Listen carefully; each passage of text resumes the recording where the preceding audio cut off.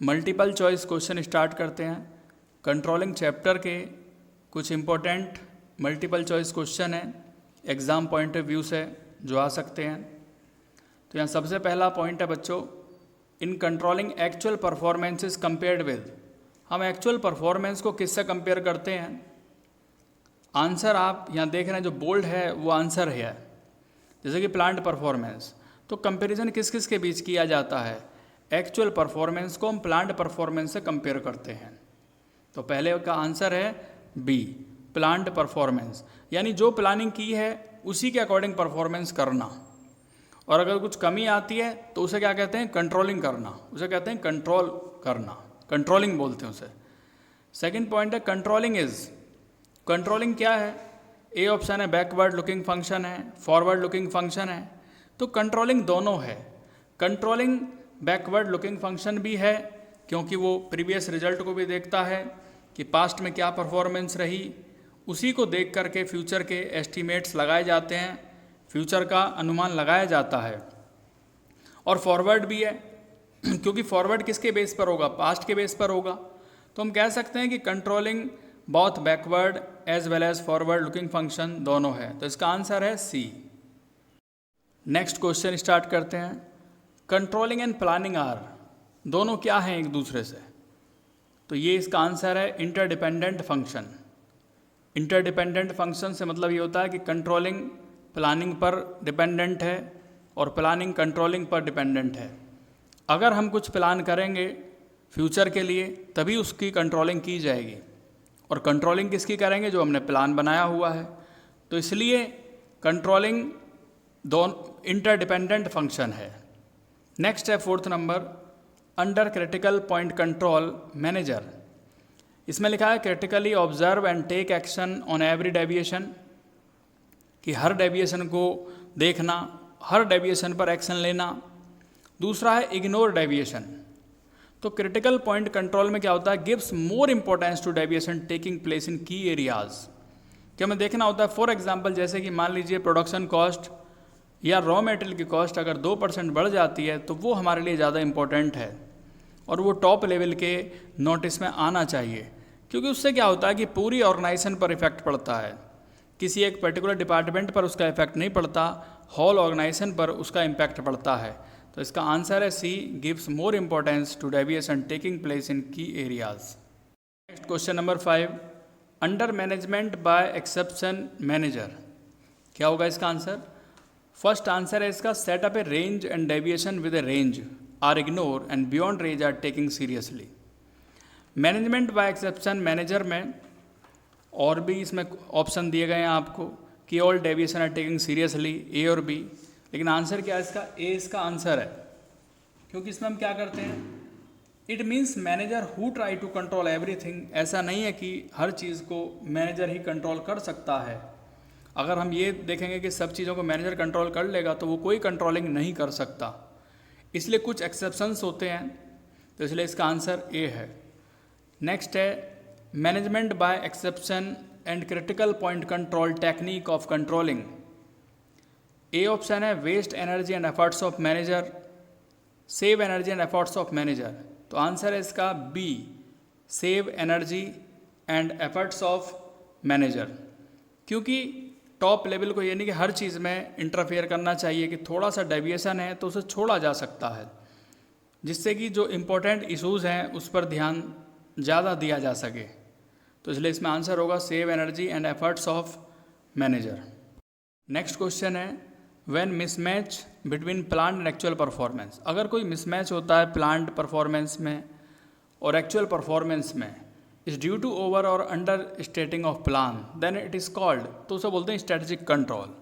अगर उसमें कुछ मिसमैच है तो वो मिसमैच का रीज़न क्या होता है, उसे क्या बोलते हैं? Strategic control. नेक्स्ट है controlling is performed eight. Controlling कहाँ पर परफॉर्म की जाती है? तो कंट्रोलिंग हर लेवल पर परफॉर्म की जाती है, चाहे वो टॉप लेवल है या वो मिडिल लेवल है या वो सुपरवाइजरी लेवल है। तो सभी पर कंट्रोलिंग परफॉर्म की जाती है। ऐसा नहीं कि कंट्रोलिंग करने का वर्क ओनली टॉप लेवल का है, सभी को ही कंट्रोलिंग करनी पड़ती है।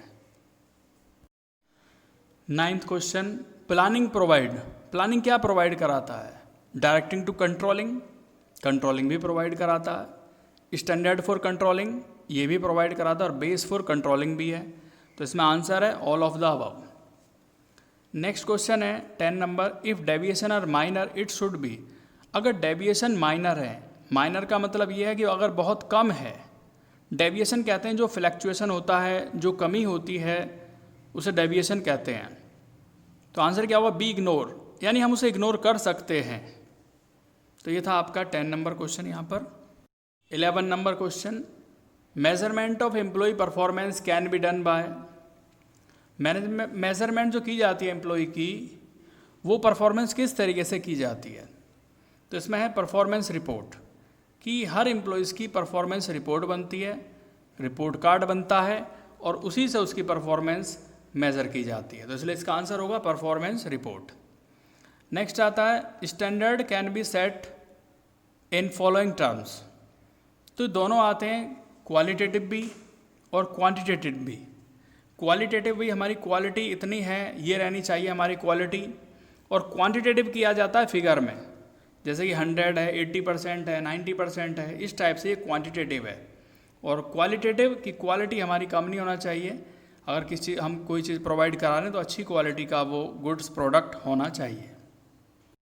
Question number 13, which one of the following is not the step in the process of controlling. कौन सा कंट्रोलिंग प्रोसेस का स्टेप नहीं है। तो मैंने आपको कंट्रोलिंग के प्रोसेस बताए थे, उसमें फर्स्ट वाला मेजरमेंट ऑफ एक्चुअल परफॉर्मेंस भी है, सी वाला पॉइंट भी है सेटिंग परफॉर्मेंस स्टैंडर्ड, और डी वाला पॉइंट भी है taking corrective action. B option नहीं था उसमें, तो यही आपका आंसर है, एस्टेब्लिशिंग रिपोर्टिंग रिलेशनशिप। नेक्स्ट आता है controlling function bring back the management cycle in which function. तो इसमें क्या आंसर है आपका, इसमें आंसर होगा आपका planning. 15 question, management by exception refer to. तो इसमें आंसर होगा आपका कंट्रोलिंग सिग्निफिकेंट डेविएशन। तो यही इसका आंसर है बच्चों, और ये आपके मल्टीपल चॉइस क्वेश्चन यहाँ पर कंप्लीट होते हैं। इसी से रिलेटेड, कंट्रोलिंग से रिलेटेड कुछ फिल इन द ब्लैंक भी करते हैं यहाँ पर जो इम्पोर्टेंट है। फर्स्ट पॉइंट है difference between plan and actual performance is called. Difference planning और एक्चुअल परफॉर्मेंस में डिफरेंस होता है, उसे क्या कहते हैं, उसे कहते हैं डेविएशन। और डेविएशन को ही अगर हम देखते हैं, उसी को ही देखना, उसी को कहते हैं कंट्रोलिंग। तो यहाँ पर क्या आ गया, डेविएशन। डेविएशन मीन्स कमी, फ्लैक्चुएशन। प्लानिंग क्या है, प्रिस्क्रिप्टिव है, जबकि कंट्रोलिंग क्या है, इवेल्यूएटिव। प्रिस्क्रिप्टिव मीन्स होता है जांचना, प्रिस्क्रिप्टिव मीन्स जांच करना, जबकि कंट्रोलिंग मीन्स क्या होता है, इवेल्यूएट करना, उसका मूल्यांकन करना। थर्ड पॉइंट है there is a close and reciprocal relation between planning and. तो प्लानिंग एंड दूसरा क्या है, दूसरा आएगा कंट्रोलिंग। एंड फोर्थ नंबर है controlling not only check performance. Controlling केवल परफॉर्मेंस को ही चेक नहीं करता, बट इट ऑल्सो जज एक्यूरेसी ऑफ, ये स्टैंडर्ड्स को भी चेक करता है। तो यहाँ पर आएगा standard. If there is any deviation between plan and actual performance, अगर कोई डेविएशन होता है, अगर कोई कमी होती है, अगर कोई फ्लैक्चुएशन होता है प्लान और एक्चुअल परफॉर्मेंस में, तो मैनेजर क्या करता है, करेक्टिव एक्शन उसे लेना पड़ता है। इस नंबर करते हैं, under critical point control the whole organisation department are divided into. दो डिपार्टमेंट्स में बांटा जाता है critical point control.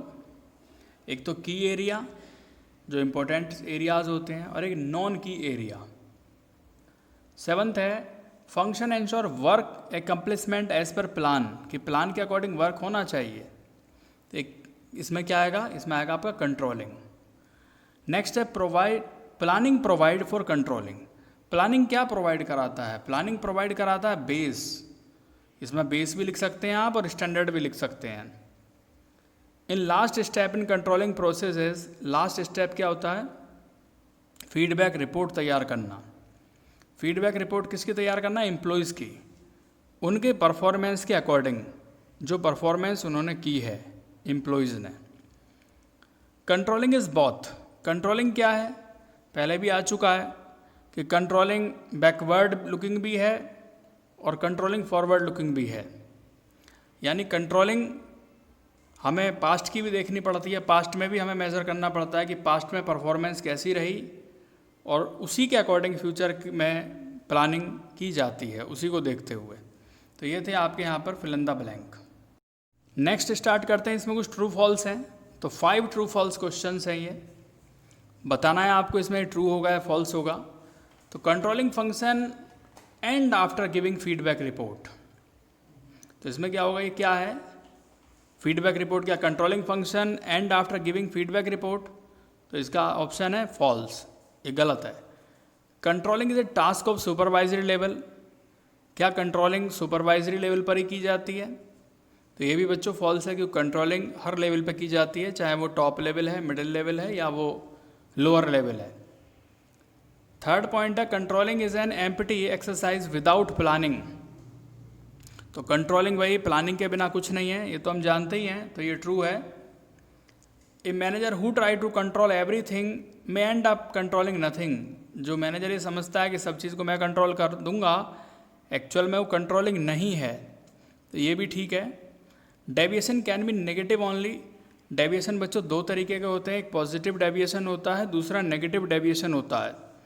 Positive deviation होता है कि पहले हमने प्रोडक्शन किया था 100 यूनिट का और अब हम प्रोडक्शन कर रहे हैं 105 यूनिट का, तो ये पॉजिटिव डेविएशन है।